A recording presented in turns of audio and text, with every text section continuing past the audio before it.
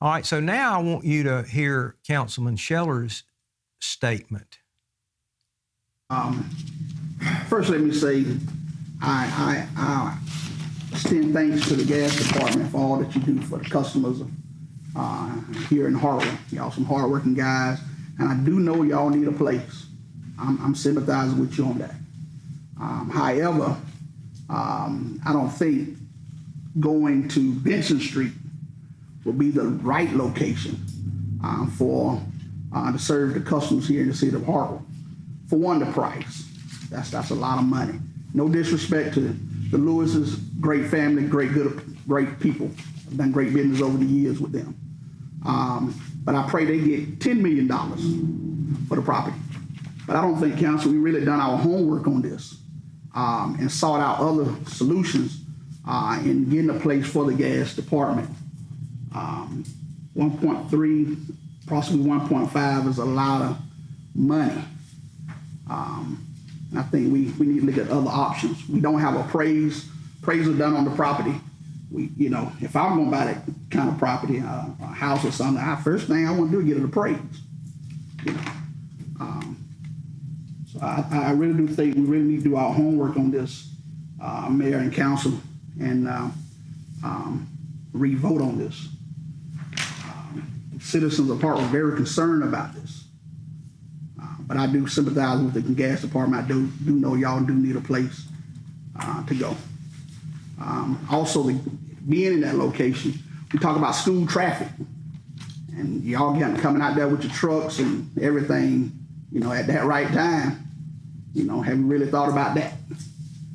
So. Thought about that much, Aldi? I mean. So those were his concerns. He's a city councilman. He had been hearing from some of his constituents, and they were concerned. And he, like I said on the show last week, he had reconsidered the whole thing and changed his mind, said he'd made a mistake. Let's see what Aldi has to say about the traffic situation. There will be some time that's hard. We leave at 7:30, so we should be out, and then we come back around 3:15. That's gonna probably be in the school traffic, but we come in a little early to get our trucks ready for the next day. We go home at 4 o'clock. We got projects on the board. They come in and restock the trucks, and we just have to work things out. But I don't think it'll be a problem. But there's 3 or 4 different ways you can come in to that piece of property, and there's 2 ways leaving. So I talked to the guys about it, and the 3 o'clock deal, it may be a little hiccup, but I don't think it's gonna be nothing. They're gonna be out of there in a little bit anyhow. So I would imagine that they can work that out, even if they had to come in at 7 instead of 7:30 to get an earlier start and things like that. I guess the biggest concern I have about that traffic thing is I will just about guarantee you the city council will decide to put a roundabout or 2 around that school somewhere to take care of that problem. Now that was funny. I don't care who you are.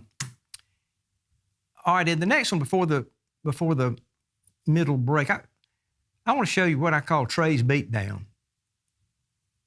Take a look at that. Anything else, Council? Also, do the councilmen or mayor have any business relations with the realtor or the owner?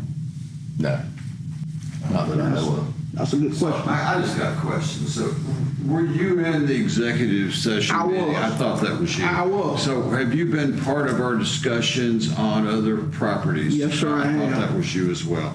So, when you say that we haven't done our due diligence, but you've been part of our discussions all along, I'm a little confused. Okay, I'm a councilman. I was elected. Sure. I made a mistake. Okay. I'll publicly say that. I made a mistake. Okay. And my constituents called my hand on it. Very concerned citizens of what the way the city is going and the amount of money we're spending. So I can publicly say I made a mistake. So I even say this.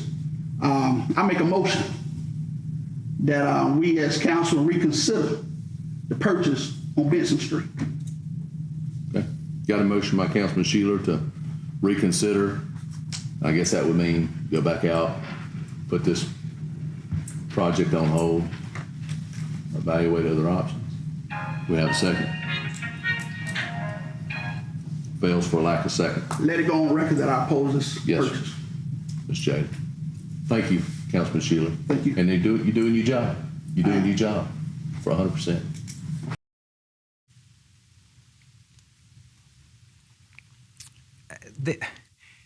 This is unacceptable, I would say, to the citizens of Hartwell, that Trey Hicks would become so emotional that he would chastise another councilman for having a different opinion. You know, that's the one thing that I've talked about for years, that we need to have more discussion. We need to have some give and take. We need to, there are always more, at least two sides to every coin. Every issue has two sides at least, and they need to be talked about. The problem is on the school board and on the city council, there's never any discussion. There's explanation, but there's never any discussion. Nobody ever questions anything.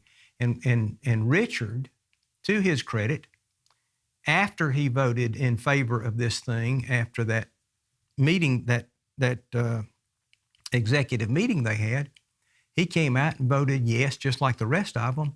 But when his constituents started calling him and making some questions, he realized that he had made a mistake.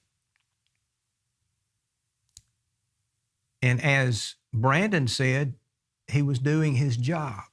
But as Trey said, Trey had to be rude to him, had to talk down to him. I mean, who does he think he is? I tell you what, would he have talked like that to Dan Leard, for example? No. No, Dan might have just cleaned his clock. It's just, as I say, unacceptable. I don't think the citizens of Hartwell ought to put up with that kind of thing. I have one more clip, and I don't remember what it's about, but we'll see.